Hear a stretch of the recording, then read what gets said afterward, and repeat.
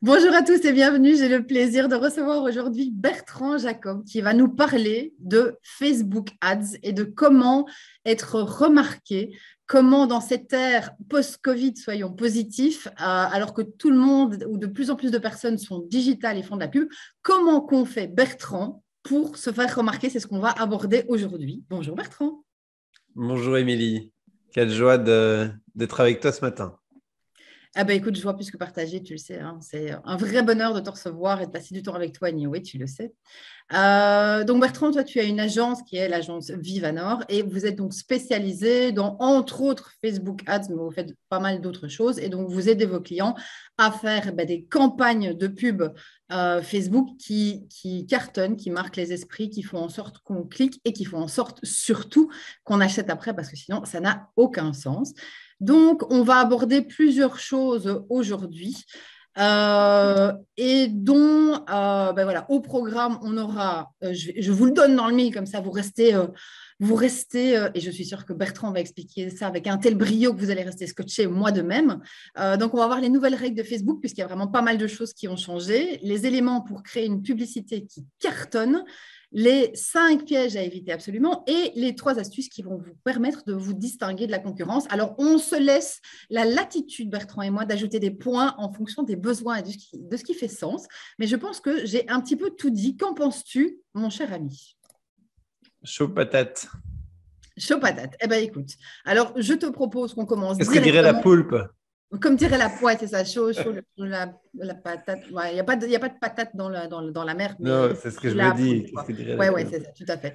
Donc, parle-nous un petit peu des nouvelles règles de Facebook, s'il te plaît. Alors, en 2021 et en 2022, alors nous, on voit plusieurs choses en agence. La première chose qu'on voit, c'est l'impact des nouvelles normes de protection de la vie privée.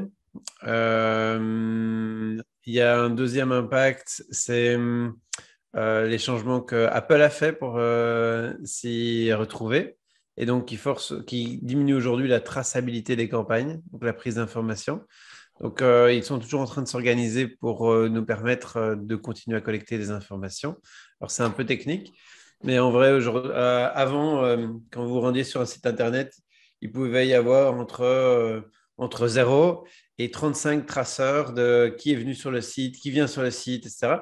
Et donc, ça, ce sont toutes des agences que vous ne voyez pas, qui travaillent dans l'ombre et qui collectent, tiens, vous êtes passé sur telle page, telle page, telle page. Et comme ils sont arrangés avec des millions de sites avec gros trafic, ils peuvent retracer un peu votre navigation de la journée. Ça se passait aussi via des plugins. Donc, généralement, sur le site Internet, on peut rajouter des petites boîtes, liker la page, etc. Donc là, du coup, on met du Facebook dans la page. Donc, c'est un moyen dévié pour Facebook de pouvoir suivre qui vient à ce moment-là, etc. Parce qu'il est très rare que vous vous déconnectez de vos profils Facebook, Instagram et compagnie.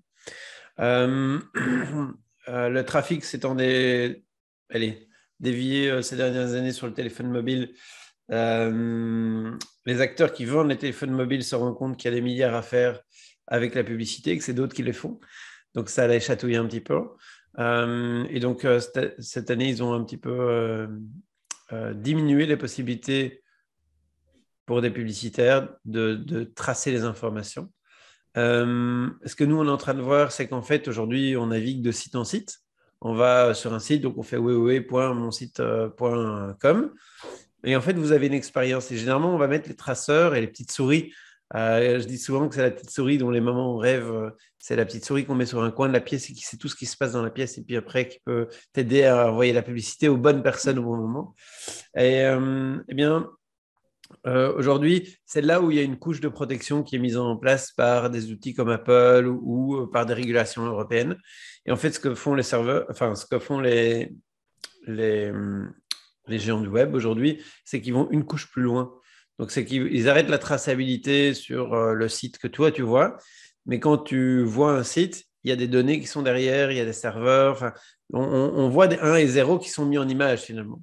Et donc, en fait, ils sont en train de mettre le tracking une étape derrière et modifier la navigation pour avoir des informations qui passent. Donc, je ne pense pas qu'il y ait vraiment moins de tracking. En tout cas, nous, en termes publicitaires, on a moins de possibilités de tracer les gens. Alors, c'est bien et c'est pas bien. D'un point de vue individu personnel, ça peut être vraiment positif. Il y a des chouettes choses qui sont mises en place pour éviter de stigmatiser les communautés. Il faut savoir que pour la France, on peut viser le top 5% des revenus français. Donc, ils avaient accès à des bases de données Mastercard qui leur permettaient de catégoriser les gens. Donc, finalement, les publicités, pour certains types de produits, on les montrait à un public plutôt qu'à un autre. Alors, évidemment, quand tu es publicitaire et que tu avais accès à tout ça et puis tu jouais, bah, c'était cool, tu avais des meilleurs résultats. Maintenant, on le vit de manière frustrante en agence. On avait des possibilités de précision qui disparaissent. Maintenant, d'un point de vue individuel, c'est vraiment bon parce que, de nouveau, ce système reste bon quand les gens sont bienveillants, pas quand ils souhaitent dévier une élection, pas quand ils souhaitent collecter des données sur vous à votre insu, faire un grand sondage avec une photo A et puis finalement faire de la publicité avec une photo B. Vous ne faites pas le lien entre les deux, mais eux, ils savent très bien que c'est vous. Donc ça, c'est des grands impacts. Il y a aussi un autre impact qui est énorme, en tout cas par rapport à Facebook, c'est qu'il y avait 3 millions d'annonceurs il y a 5 ans, il y en a 8 aujourd'hui. Et la dépense moyenne par annonceur est différente. Donc aujourd'hui, quand j'ai un patron qui vient et qui dit j'ai 1 000 euros à mettre sur la table, je suis important, tu vois. Mes voisins, ils ne font pas ça. Je dis oui. Maintenant, pour Facebook, on est recatégorisé à 1 000 euros de dépenses comme extrêmement petit, voire insignifiant. Pourquoi est-ce que je dis ça? C'est parce qu'aujourd'hui, il y a une nouvelle répartition des pages. L'entreprise qui dépense moins de 100 000 $ par mois en publicité Facebook est considérée comme une très petite page. Alors, quand on est à moins de 1000 et qu'on se dit c'est scandaleux, je n'ai personne qui m'appelle au téléphone, j'ai un problème, pourquoi est-ce que personne... Parce qu'on fait partie des 6 millions de comptes qui, d'un point de vue purement économique, représentent très peu de chiffres et beaucoup d'ennuis pour l'entreprise qui gère tous ces comptes. Donc, c'est vrai qu'on voit, il y a une vraie réorganisation en 2021 de ça. Et nous, en agence, ça nous a challengé pour augmenter le volume publicitaire, pour rester. Nous-mêmes, en agence, c'est le challenge. Est-ce qu'on a un client qui est prêt à dépenser 1 million par an? Sinon, on est une agence. Alors, on a réussi à rester certifié, on a une belle place, on est content. Mais on voit quand même que, on voit que ça change. Donc, ça, c'est pour ce qui s'est passé. Je te posais une question qui pique, du coup. Oui. Je suis un peu, tu me connais. Vas-y. Un peu là pour ça. Du coup, quand on est coach, quand on a un e-commerce, qu'on vend des services, des produits, qu'on n'a pas 1 million à mettre à l'année, est-ce que c'est toujours... Alors, je ne sais pas si c'est le mot utile que je cherche, mais est-ce que c'est toujours opportun, utile d'inclure du Facebook Ads dans sa stratégie? C'est une question qui... Alors, il y a 2 points par rapport à ça. Un que je vais aborder tout brièvement parce qu'il est important, mais il n'est pas lié au Facebook Ads, c'est l'autre Facebook Ads. Est-ce qu'aujourd'hui, c'est important pour une entreprise d'un point de vue stratégique d'élever son niveau de jeu pour pouvoir avoir un partenaire, enfin, pouvoir faire de la publicité en continu et donc finalement ajouter un levier d'acquisition de prospects, de clients et de trafic vers son business? Fondamentalement, s'il y a la trésorerie, la réponse est oui. Parce qu'une entreprise qui a plusieurs sources de trafic sera plus résiliente qu'une entreprise qui ne tient juste aujourd'hui sur une source de trafic. Donc, dans la logique pure business, si aujourd'hui l'entreprise en a les capacités, c'est une obligation. Je veux dire, c'est un non-sens de s'en priver. Mais que ce soit Facebook, Google, LinkedIn, enfin, je veux dire, il y a un moment où si vous dégagez de la marge et que vous comptez sur un seul créneau pour obtenir des prospects, des clients, c'est une vraie mauvaise décision de gestionnaire de se dire ah ouais, mais c'est confortable, donc je vais rester là. Voilà. Mais ça, c'est un avis personnel. Je préfère une entreprise qui est résiliente, c'est-à-dire que quand il y en a il y a une source de trafic qui se porte moins bien, il y en a une deuxième qui reprend le relais. Et souvent, quand vous en avez plusieurs, c'est ça qui se passe. Donc, il y a moins de situations de crise. Ça, c'est la stratégie. D'un point de vue purement acquisition, je vais prendre une image du casino. Imaginons que vous avez 1000 euros et que vous pouvez aller jouer au casino et vous avez plusieurs tables devant vous. Il y a des tables qui sont accessibles à 1 euro le jeu. D'autres tables, vous savez, c'est minimum 5 euros la mise. D'autres tables 50, d'autres tables 500. Et puis il y en a qu'on ne voit même pas parce que c'est 50 000 le ticket d'entrée. Et évidemment, chaque table, en fonction de la mise qu'on va mettre, ben, elle va rapporter plus ou moins. Et en fonction de là où on est aujourd'hui par rapport à sa trésorerie, ben, ça a plus de sens de jouer 50 euros la mise ou 1 euro la mise. Aujourd'hui, malgré tout ce qui se passe, Facebook reste avec les évolutions, les trafics, etc. Si je dois investir sur 3 régies, Facebook Ads. Pour quelle raison? Parce que la majorité de nos clients aujourd'hui, ils démarrent avec moins de 1 000 euros de budget par mois, donc plus ou moins 1 000 euros de budget de pub par mois. C'est presque un intermédiaire incontournable parce qu'en fait, ça ne coûte pas grand-chose de lancer des pubs.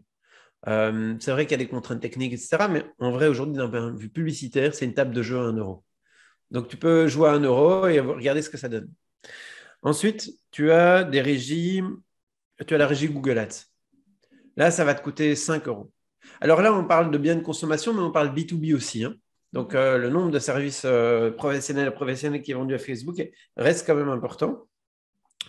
Tu as Google Ads. Google Ads, si Facebook, c'est 1 euro la mise, Google Ads, c'est 5 euros la mise. Et aujourd'hui, tu as des régies qui arrivent comme Pinterest, TikTok, qui vont être entre le Google Ads et le TikTok Ads et toutes les régies annexes. Et ça, c'est la 3e table de jeu. Et alors, je vais mettre même LinkedIn Ads. Donc, 3e table de jeu, je dirais LinkedIn Ads. Donc, 1 Facebook Ads, 2 Google Ads, 1 euro, 5 euros, LinkedIn Ads, 40 ou 50 euros la mise. Et là, c'est un type de profil très différent. Sur certains business, ça vaut vraiment la peine, mais vous payez 50 euros le jeu. Donc, c'est pas. Enfin, voilà, c'est. En B2B, je le fais pour certains clients. Voilà, en B2B, si tu sais derrière que tu as des contrats à plusieurs milliers d'euros qui se vendent, ben voilà, Voilà. Vos clients, ça reste intéressant. Et jouer une partie coûte plus cher. Donc ça, c'est un petit peu la contrainte. Et à côté de ça, aujourd'hui, il y a des régies qui s'organisent, Pinterest Ads, TikTok Ads, YouTube Ads. Et ça, je les mettrais peut-être entre Facebook et Google. On a du trafic qui n'est pas si qualifié que ça, un peu à la Facebook, parce que sur Google, quand vous faites une recherche de mots-clés, votre intention est très élevée. Donc, en fonction des mots-clés que vous demandez, vous avez des intentions d'achat aussi qui sont très élevées. Ça, c'est Google Recherche reste le top.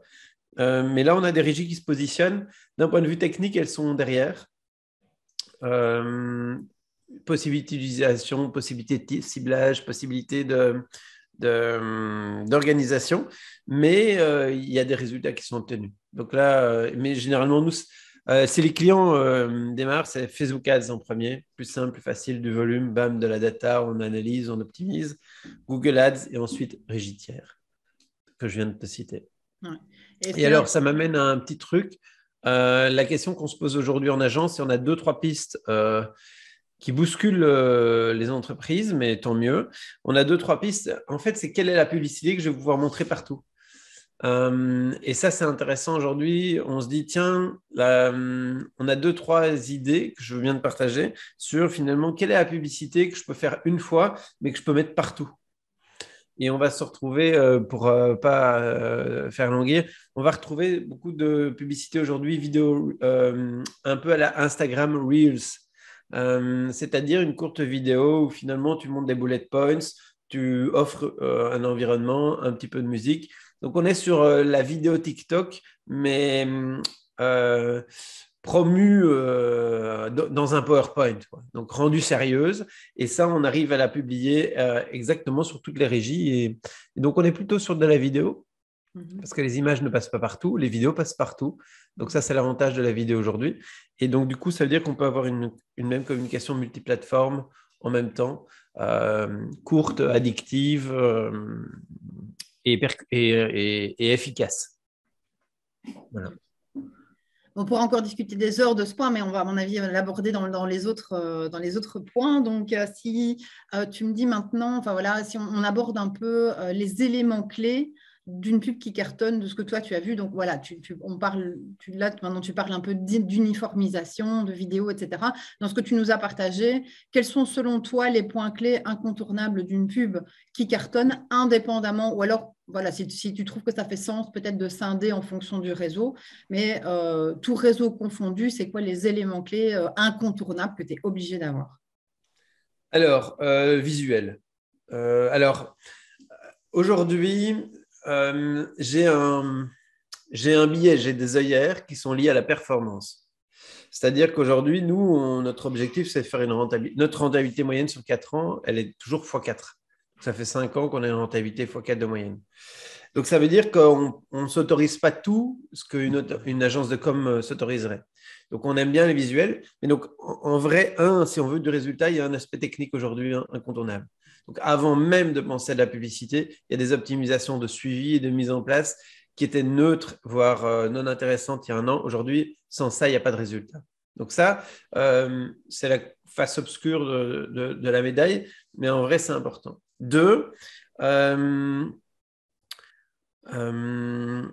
les visuels.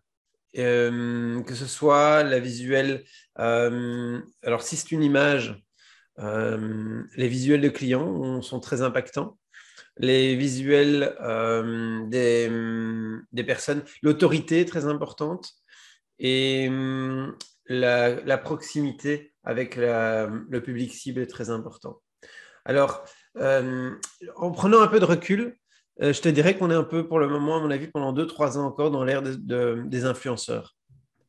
Aujourd'hui, il n'y a rien à faire. Je vais me poser 3 questions en voyant votre publicité. Est-ce que je vous connais? Est-ce que je vous apprécie sur base de ce que je découvre très courtement de vous? Et pourquoi vous et pas un autre? Et aujourd'hui, les entreprises sont très fort challengées par rapport à ça. Alors, peut-être qu'elles ne le vivent pas parce qu'elles ne voient pas les données, mais nous, on est très fort challengés avec ça. Généralement, c'est est-ce que je vous connais? Est-ce que vous avez des likes? Est-ce que vous êtes longtemps là devant moi? Donc, quand je vais à droite sur mes pages, je vous vois? Quand tu dis longtemps, c'est partout ou c'est la durée? Les C'est-à-dire, deux. OK. Les deux. Aujourd'hui, oui, aujourd'hui, c'est les deux. Est-ce que tu débarques dans ma vie avec ta publicité et en gros, c'est l'effet feu d'artifice. Le nombre de gens qu'on voit débarquer sur le marché parce qu'ils font la pub, ils ont mis 100 balles pendant un week-end et ils espèrent qu'ils vont faire 1 000 € de revenus. Et hop, on les voit pendant un week-end et on se dit, oh mon Dieu, il y a un nouveau sur le marché. Oh, un nouveau sur le marché. Oh, qui est-ce qui va rester quand les nouveaux seront pas… c'est qui reste après le feu d'artifice? Donc ça, c'est important à poser comme intention dans la publicité. Un facteur important, c'est nous, on a rarement vu du résultat en dessous de 6 mois d'effort. Des fois, ça arrive. Hein, tu as branché les fils, tu lances le feu d'artifice, bam, bam, bam, bam, incroyable. Mais genre, surprise, une fois sur 100. 99% des clients, 99%, ça nécessite de l'effort, du temps et des mises à jour sur base de la donnée. Donc ça, c'est très important ce qu'on observe chez nous. Donc, on a une grande ouverture sur ce que l'entreprise pense et on va souvent challenger avec des visuels qui n'ont rien à voir. Donc, c'est s'ouvrir à des choses qui n'ont rien à voir avec ce qu'on fait d'habitude. Et ensuite, on regarde les données du marché. Est-ce que l'entreprise aujourd'hui aura est-ce qu'elle sait, tu vois nous, on pense très fort à créer 8 publicités qui savent tourner les unes avec les autres. Donc, on va faire 8 textes un peu plus neutres, 8 images, 8 titres, parce que du coup, l'algorithme va faire son shopping et les gens vont nous renseigner ce qu'ils préfèrent. Mais il m'arrive de passer 4 heures avec une personne, c'est le texte, et il sait que c'est le texte. Et donc, finalement, c'est moi, je sais, et ce sera cette publicité.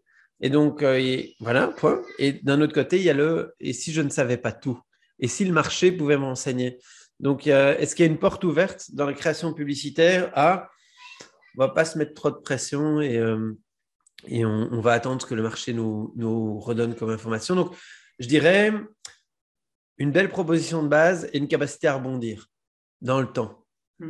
Tu sais, c'est le premier point. Je n'ai pas rebondi dessus parce que je me suis dit, si on va prendre trop longtemps. Et je sais bien que toi et moi, dans 3 heures, on est encore occupés à refaire le monde là-dessus. Mais c'était un peu ce que ton premier point, là où ça, moi en tout cas, ce qui m'interpellait, c'est de dire, OK, bah, tu n'as peut-être pas le budget pour mettre 100 000 euros ou même 1 000 euros. Mais par contre, avec des tables à 1 euro, tu peux au moins, si pas pour attirer un maximum de prospects, tu n'as peut-être pas une force de frappe aussi grande que les autres players de ton marché. Par contre, tu peux mieux connaître ton audience, tu peux savoir à quoi elle réagit, tu peux mieux connaître ta cible.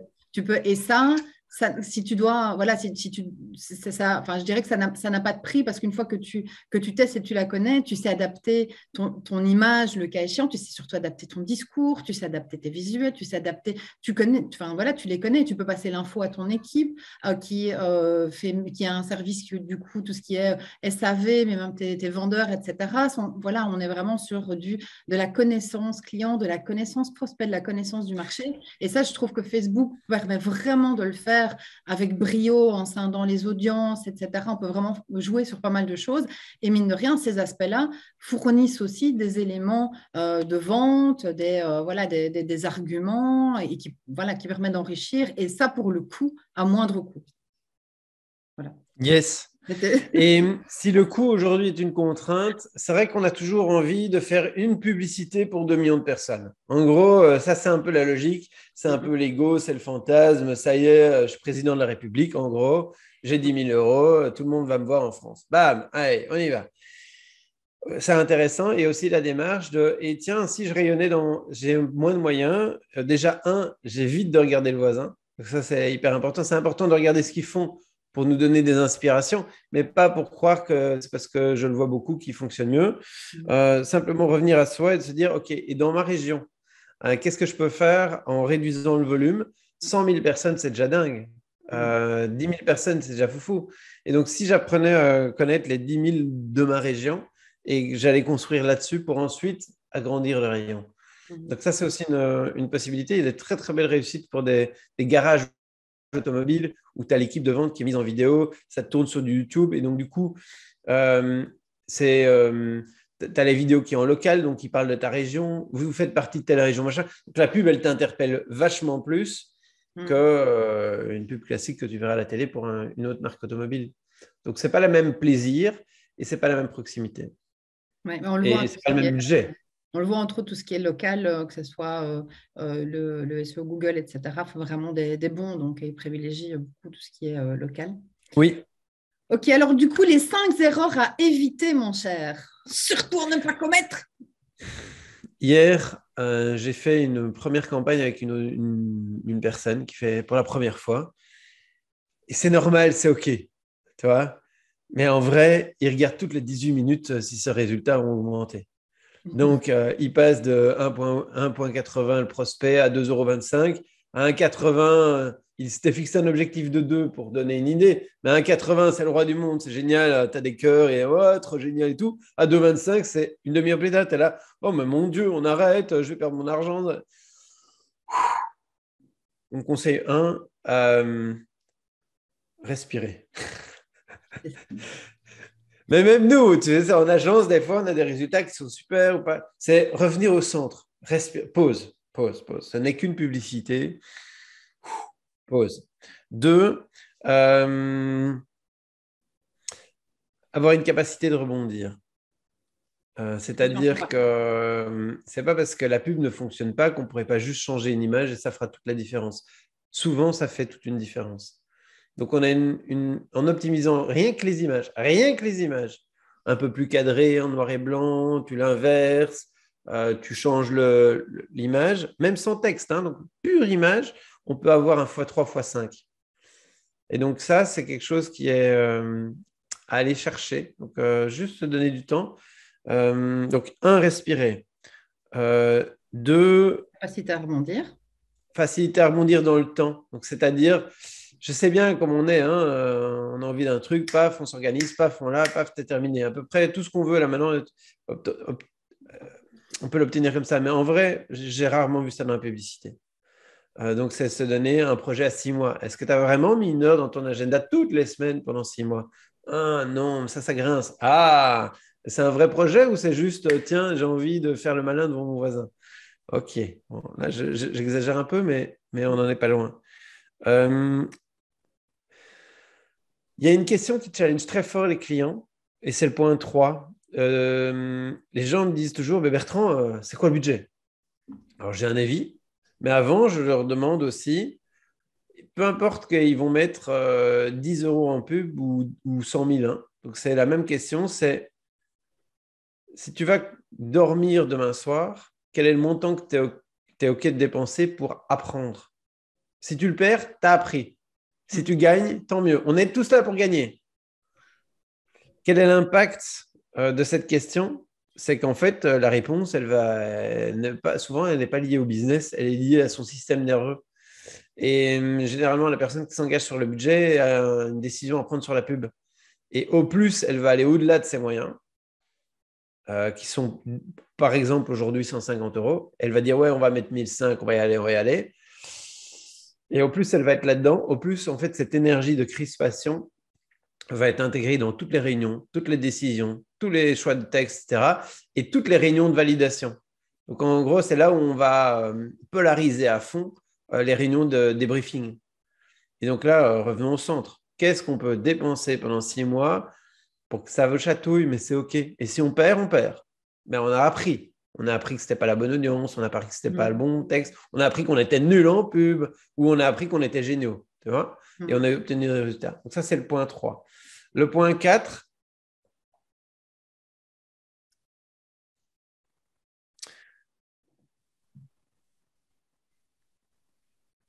Sur le je point 3, challengerai. Ouais. ouais, sur le point 3, est-ce que ça fait pas sens, quand on commence à faire de la pub, de mettre quelque part des sous-objectifs, tu vois, pour pouvoir être à l'aise aussi par rapport, tu vois, tu disais par rapport au budget.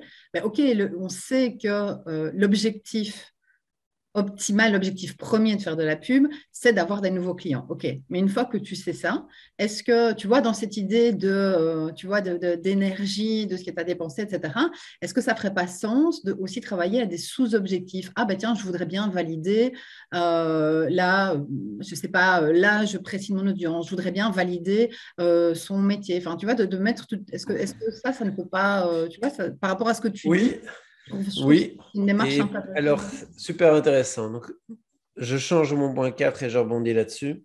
Le point 4, c'est est-ce que je joue au loto ou est-ce que je fais vraiment de la publicité orientée résultat? La différence, c'est est-ce que je vais comparer des publicités qui ont été vues au moins 20 000 fois? Sinon, je compare des échantillons non fiables. Donc, la personne qui a entre 1,80 € et 2,50 € là pour son truc dont je te parlais, je ne vais pas lui en parler, mais il a fait 5 000 affichages. Donc, l'information qu'on voit, on la voit, donc on croit que c'est une bonne info, mais en vrai, c'est du bullshit. Il y a autant de chances pour qu'on se retrouve à 1,60 qu'à 2,60 dans 4 jours. Pourquoi? Parce qu'on n'a que 5 000 affichages. Ça veut dire que statistiquement, c'est comme si on appelait 4 personnes pour savoir qui est le C'est pas représentatif, c'est ça que tu veux c'est dire. pas représentatif. C'est comme si on faisait une enquête et on se dit, bah, tiens, sur base de 4 appels, qui sera le prochain président de la République ou premier ministre belge?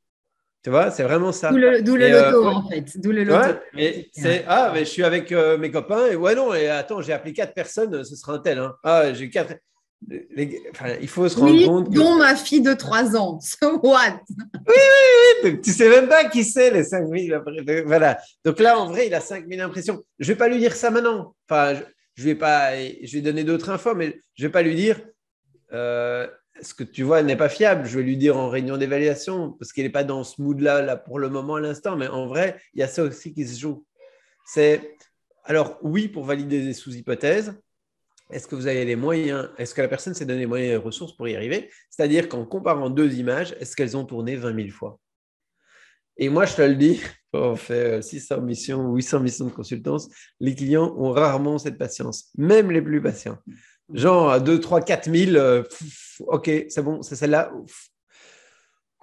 C'est une manière de faire, je respecte. Le problème, c'est qu'il y a quand même une chance sur deux ou plus, quand on est à ce niveau de volume réduit, de juste avoir appelé les 4 personnes qui étaient disponibles maintenant. Mais ça aurait été leur compagnon demain au téléphone et ils n'ont pas du tout le même avis dans le même ménage. Et donc, c'est vraiment, il y a vraiment une chance sur deux de se planter dans les optimisations. Yes. Et alors, un cinquième point, ça n'a rien à voir avec la publicité, mais aujourd'hui, c'est important. On a eu des refus sur Facebook et sur Google du fait que les mentions légales n'étaient pas à jour ou qu'il n'y avait pas les bandeaux de GDPR, des choses comme ça. Nous, maintenant, ça représente vraiment 2 heures avant même de démarrer. Et si la personne ne met pas à jour son site, on ne lance plus les publicités parce qu'on a vraiment des risques de rejet.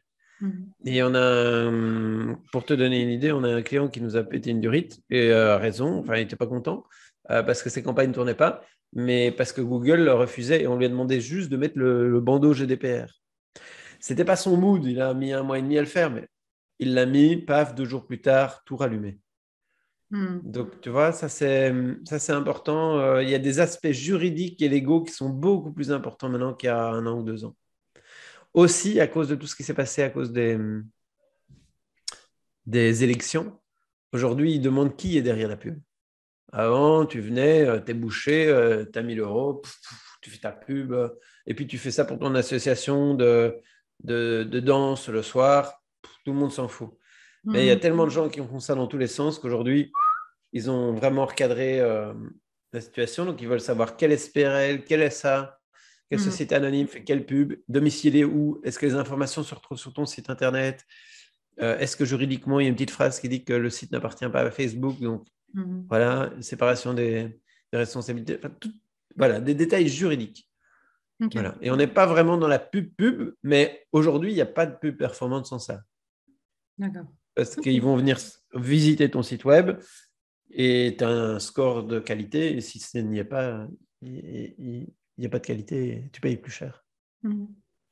OK. Donc, je résume les 5 erreurs avant de passer aux 3 astuces pour se distinguer de la concurrence. Donc, regardez les résultats toutes les 2 minutes, première erreur. Deuxième erreur, capacité à rebondir dans le temps, donc pouvoir adapter sa pub, changer l'image, etc. Être à l'aise avec son budget, voire mettre, j'intègre directement ce qu'on a dit, voire mettre des sous-objectifs à la pub autres que celui de l'acquisition de nouveaux leads. Voire, la 4e erreur, c'est l'auto ou pub orientée résultat, donc attendre que ça soit suffisamment significatif avant de prendre des décisions de quelle pub on lance finalement. Et attention aux mentions légales et GDPR. Je pense que c'est un bon résumé. Oui. Allons-y, vamos, j'allais dire, pour les 3 astuces pour se distinguer de la concurrence, selon toi. S'il te plaît, Bertrand. Alors, être très honnête vis-à-vis de vous sur... alors ça, c'est un avis inconfortable. Je pense que les astuces vont être un peu piquantes. Être à l'aise... Parce que la concurrence est beaucoup plus dense aussi que ce que c'était avant. Donc, être à l'aise avec? À l'aise et transparent dans la situation dans laquelle on se trouve. C'est-à-dire... si vous avez vendu 100 programmes, alors déjà, il y a une distinction entre celui qui a vendu 100 programmes et celui qui n'en a pas vendu. Donc, généralement, la publicité intervient régulièrement dans une entreprise bien installée, mais qui souhaite faire la promotion d'un nouveau produit. Un nouveau produit qu'elle n'a jamais vendu. Mais ils ont grande expérience. Ouais. Donc, ils connaissent leurs clients. Et là, dans la publicité, est-ce que pendant 6 mois, 3 mois, 3 semaines, 3 jours, 3 heures, ça a du sens de dire, on lance quelque chose de nouveau. Et c'est nouveau. Et en fait, on ne vous connaît pas.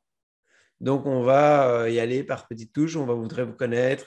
Donc, rentrer dans une dynamique d'apprentissage, de sincérité, d'authenticité. Plutôt que de dire, on a eu 63 000 clients, on est fort, et bam, on lance un nouveau service. C'est fait pour vous. Ça, c'est l'approche. Pourquoi est-ce que je te parle de ça ? Parce que c'est l'approche souvent. Donc, déjà, il y a eu 3 000 clients, mais on dit qu'on en a 63 000. Et en fait, c'est pour un nouveau projet. Et donc, finalement, on est un peu à côté de la plaque vis-à-vis de soi-même. Et donc, du coup, on n'obtient pas les mêmes résultats que quand on est dans l'authenticité, la transparence. Et alors, surtout, quand tu as vendu 100 fois un produit, ton commercial, il ne parle plus de la même manière au prospect que lorsqu'il en a vendu zéro. Et en fait, ça se retrouve très fort dans la publicité. Donc, est-ce que dans l'entreprise, vous impliquez les personnes qui vendent dans les réunions, les personnes qui ont… Et là, on a encore un billet. Est-ce que vous vous autorisez à collecter des informations ou des enquêtes, des témoignages, enfin, des questionnaires à certains moments dans la vie de vos clients pour récupérer le vocabulaire de ce client, pour aller, dans l'idéal, le mettre dans la publicité? Nous, c'est ce qu'on préfère. Il y a très peu d'organisations qui sont matures à ce point-là. Mais en vrai, c'est déjà bien d'intégrer un commercial, mais il y a le filtre du commercial qui veut vendre et faire sa com, pas les mots du client. Donc après, c'est comment est-ce qu'on obtient les mots du prospect du client qui vient d'acheter. Et via des formulaires, des choses comme ça, il y a moyen de collecter ces infos. Et est-ce que ça remonte jusqu'à l'équipe qui fait la publicité? Un commercial déjà qui a vendu plus de 100 fois le produit, c'est déjà super.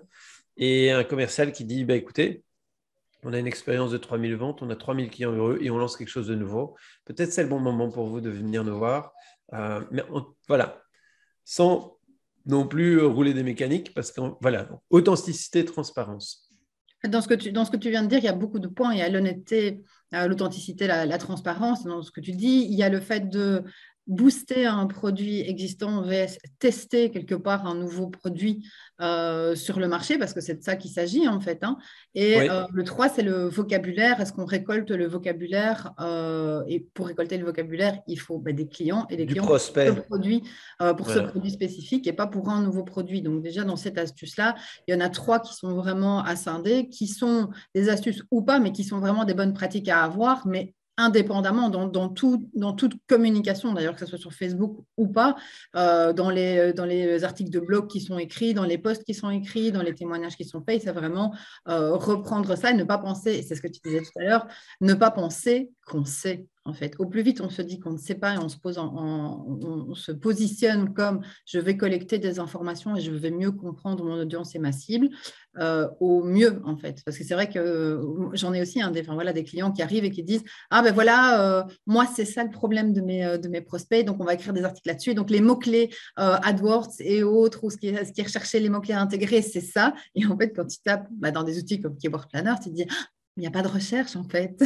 Il n'y a pas, ni ici, ni en France, ni sur de marché. Pas de volume. On ne recherche pas ça. Hein? Il n'y a pas de volume. Oui, c'est ça. C'est absolument passionnant, je trouve, parce qu'en plus, on est toujours expert dans son domaine, donc on cherche avec un jargon d'expert. Donc, on a zéro chance de toucher un jour ses prospects. Enfin bref, c'est une autre discussion. Donc, premier point, honnêteté, authenticité, transparence. Deuxième point. Et la question, c'était les 3 astuces pour se distinguer de la concurrence. Après, je pense que dans les points, tu sais que tu donnais tout à l'heure sur,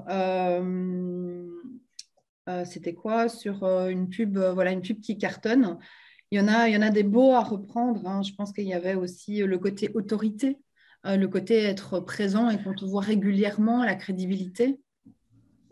Oui. Et dans cette veine-là, il y a l'aspect vidéo qui rentre en compte. C'est ce qu'aujourd'hui, bon, il y a quand même beaucoup de gens qui font de la vidéo, mais pas beaucoup d'entreprises. Donc, il y a beaucoup d'influenceurs, il y a beaucoup de ci, de là, mais il y a aussi beaucoup d'entreprises qui font des vidéos. Oui, mais souvent, ce n'est pas des vidéos personnifiées.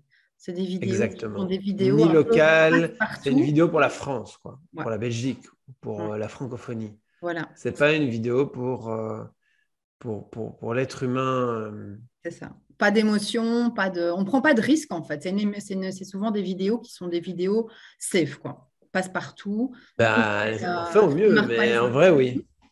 De quoi? Donc ça, on fait au mieux, mais oui. Non, mais c'est vrai, parce qu'en fait, tu as peur en tant qu'entreprise de choquer certaines personnes en tant que… après, c'est un avis personnel. Hein, dis-moi ce que tu en penses, mais quand tu es une entreprise, tu as des valeurs, tu as un groupe de personnes. Quand tu es par contre un e-commerce où tu vends des services, où tu es coach, où tu es une personne, c'est plus facile encore de choisir en ton âme et conscience de faire une vidéo avec de l'humour, avec tes valeurs, en disant ce que tu penses sur telle ou telle chose, quitte à cliver, parce que tu sais que cliver, c'est aussi te rapprocher de tes prospects idéaux qu'en entreprise, c'est plus chaud de faire ça. En particulier quand tu as plusieurs produits. Voilà. Discussion philosophique du matin. Donc voilà, Et je faire une reviendrai sur vidéo le point tout de impactante. suite. Si vous savez, si les personnes qui regardent cette vidéo, si n'ont pas encore vu ce que c'est un Instagram Reels, je leur inviterai à aller voir. Simplement une vidéo où tu souris. Enfin, c'est un PowerPoint où tu as des bullet points qui apparaissent et en fond d'écran du PowerPoint, c'est toi qui fais. Donc, c'est résumé, Tu fais tes bien trois ça. problèmes, tes trois solutions, clique ici. Donc, j'exagère avec une petite musique entraînante. Sincèrement, là, vous êtes différent de tout le monde. Et, et selon les tests qu'on a déjà faits, vous aurez des résultats différents de tout le monde aussi. Et normalement, meilleurs que le marché. Et là, vous serez très différent.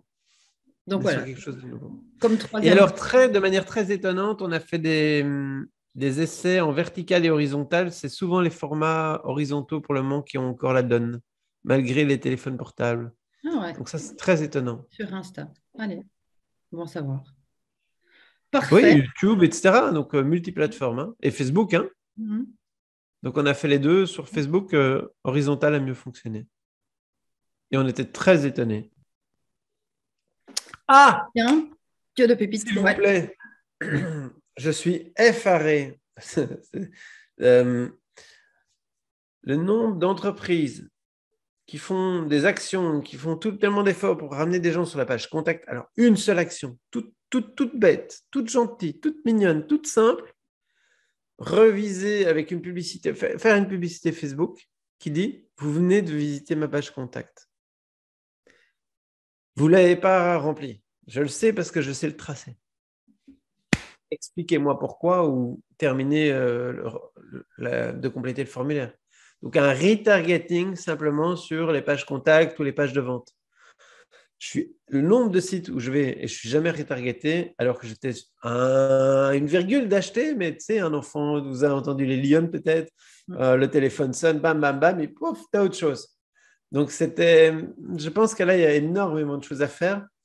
Mini budget, mini audience, maxi résultat. Voilà encore une super top astuce. Merci Bertrand. Écoute, je pense que nous avons fait le tour. Encore une fois, nous pouvons discuter encore pendant 3 heures des différents points. C'est toujours un régal. Est-ce qu'il y a une chose que tu voudrais ajouter ou je crois que ce avec quoi tu viens de terminer, là, c'est à la fois un conseil tout simple et à la fois tellement percutant parce que tu as fait le travail le plus difficile, c'est trouver ton prospect, le motiver, le chauffer, le réchauffer pour qu'il achète. Et puis finalement, alors qu'un papillon passe ou un enfant ou le téléphone sonne et tous les efforts sont réduits à néant. Donc voilà, c'était une belle pépite aussi. Est-ce que tu as quelque chose à ajouter en plus de ça, mon cher Bertrand?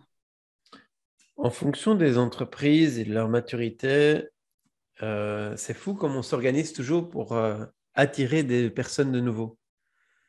Et comment tellement peu de ressources sont mises en place pour relancer des gens qu'on a déjà réchauffés et acquis.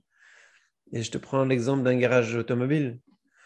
Il déploie ciel et terre pour te ramener dans un magasin, pour te faire visiter des voitures, te faire un tour et te signer un devis. Et quand tu l'as signé, tu n'entends plus parler du garage jusqu'à ta livraison, 2 mails. Quand tu as ta voiture, un petit tralala avec une petite jaquette, machin, ou je sais pas quoi. Des chocolats, des chocolats. Ah, tu as eu des chocolats, toi. OK. C'est Et pour ça que après, je pendant suis allée 3 là-bas. ans, rien. 3 ans, rien. Rien, rien, rien. Tu as la voiture, mais tu n'as plus de garage. Quand tu appelles, tu as 3 semaines de délai. Enfin, bref. Je trouverais ça intéressant. Peut-être pas toute l'année, c'est fatigant, mais de manière ponctuelle, une fois tous les 6 mois, non. Quelle est l'action que vous faites pour les personnes qui viennent à votre garage, qui ont déjà acheté, qui font partie de vos clients et qui vont racheter dans 1 an, 2 ans, 3 ans ou 5, hein, mais je parle des leasing professionnels, tu sais que tu en as entre 3 et 5 ans. Donc, et si c'est fatigant de faire pour tout le monde, qu'est-ce que tu fais 2 ans avant? Donc, juste, tu as les infos. Et là, je pense qu'il y a un énorme potentiel pour beaucoup de petites et moyennes entreprises. Travailler les clients et prospects existants, effectivement. Ouais. Fidélisation, hein. qui coûte beaucoup moins cher que la Ouais, caméra. ou relance, tu vois. Ouais. Ou relance, voyez cette vidéo parce que faites partie de nos clients. Tout le monde ne la voit pas. Mm. Et on a envie de vous faire une offre spéciale. Good to know. Bon, ah ben voilà, les amis, il n'y a plus qu'à mettre en pratique, hein. Je pense que tu nous as partagé plein de belles choses aujourd'hui. Eh ben, avec grand joie, Euh, j'espère. ouais, donc pour te contacter, rien de plus simple, hein, Agence Vivanor, One et Only, Bertrand et son équipe. On mettra de toute façon le lien vers ton agence dans les commentaires de la vidéo Un grand et le merci. lien vers le programme Digital Leader puisque tu animes tout le module lié à tout ce qui est Facebook Ads, théorie et pratique. Donc, tu vas vraiment beaucoup plus loin pour montrer en vrai comment qu'on fait. Et du coup, le lien sera également sous cette vidéo. Mille merci Bertrand pour cette belle matinée, ces beaux partages et je te dis de toute façon à tout bientôt. Mille merci à toi de mettre cette belle plateforme qui permet de mettre sur un écrin des petites pierres précieuses que tu fais briller avec beaucoup de brio. Je te remercie. Ah ben voilà. À très bientôt.